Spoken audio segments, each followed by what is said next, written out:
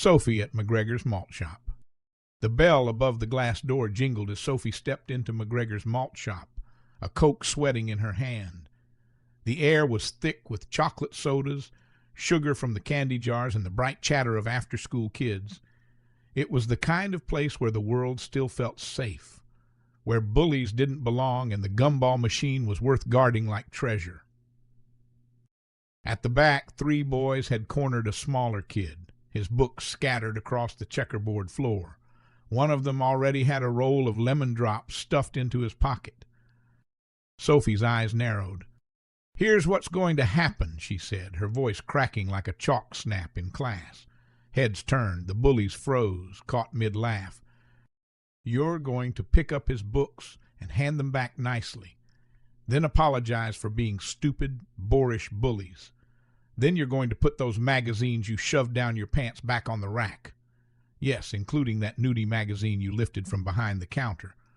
This month's isn't their best issue anyway. After that, you'll apologize to Mr. McGregor for stealing his candy and pay for it. Then you'll go home, tell your mothers what you did, and promise to never do it again. Got it?" The tallest boy spat on the floor. "I don't know who you think you are, you little tramp, but if you were a boy, I'd beat your teeth out right now." Sophie set her Coke bottle down with a clink. "Don't let that stop you. I'm sure the crowd outside would love to see me drag you into the street and kick your ass, and pants you right here in the store. I have to warn you, when I pants somebody, they stay pants." A ripple of laughter rolled through the onlookers. The bully's bravado wilted. "Sorry, Mr. McGregor," Sophie added almost sweetly. "I should have said but." Mr. McGregor wiped his hands on his apron, hiding a smile. "That's all right, Sophie. You and I both know an ass when we see one." The shop erupted. Even the younger boy, still hugging his books, cracked a shaky grin. The bullies bent to gather the papers, muttering as they slunk out the door. Outside, the crowd melted away.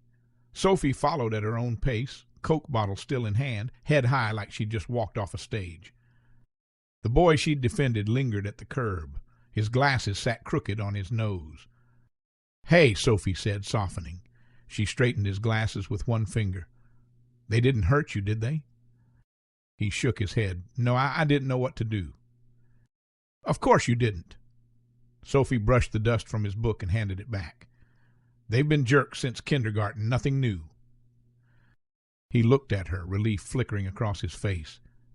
"Thanks, Sophie. Really, I don't think anyone else would have—" "Sure they would," she cut in, rolling her eyes. "I just got there first." She leaned against the lamp-post, sipping her Coke as the bullies disappeared down the street. "Besides, somebody has to keep them from thinking they run the place." "That's what all of our dads are doing over in Europe with those Hitler bullies," he said quietly. Sophie's expression softened again. "Yeah, guess it runs in the family."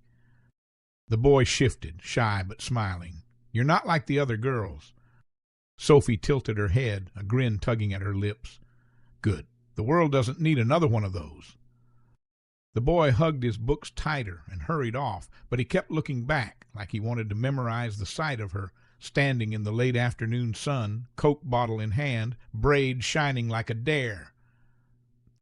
Sophie sighed, tipped her head toward the sky, and muttered, "My mom would have done the same." Then she called after him, as if it were an afterthought. "You know, if you ever want to look through those magazines without those bullies butting in or upsetting Mr. McGregor, you could just come over sometime. I've got stacks of them, and they're a lot of fun." His eyes widened. Sophie shrugged, casual as her braid. "Borrowed them from my dad's closet. Don't worry, he has boxes full."